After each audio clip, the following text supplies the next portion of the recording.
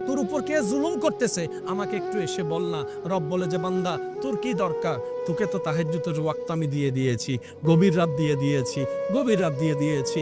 দিনের বেলায় নামাজটা পড়ে গভীর রাতে এসে আমি রবের সাথে প্রেমের কথা একটু বল না, একটু প্রেমের কথা বল না। আমি গভীর রাতে তো আমি আল্লাহ ডাকতে থাকি, কার কি সমস্যা আছে বান্দা, আমি রবকে একবার বল, আমি রবকে একবার বল, আমি রবকে একবার ডেকে তো দেখ।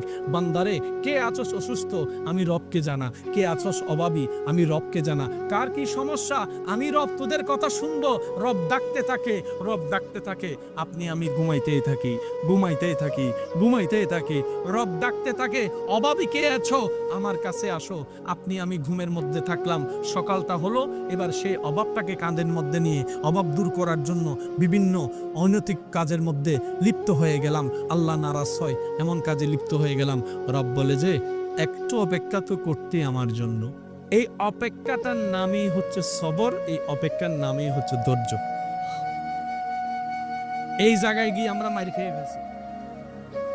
রব সবাইকে দিয়েছেন, দিচ্ছেন, দিবেন, মাঝে মধ্যে দিতে একটু লেট করে, দেরি করে কেন? আল্লাহ তুমি চাইলে তো দিতে পারো। রব বলে যে আমি দিতে পারি, কিন্তু এখন দিলে তুই রাখতে জানবি না, সেই জন্য দিব না। বলেন না সুবহান।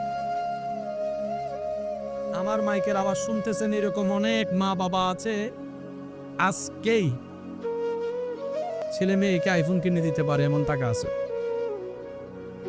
এরকম অনেক মা বাবা, কিন্তু ছেলের বয়স, মেয়ের বয়স এখন ক্লাস 6-এ পড়ে। ছেলে বলতেছে বাবা আমার স্যারের কাছে আইফোন আছে, আমাকে একটু দেন না।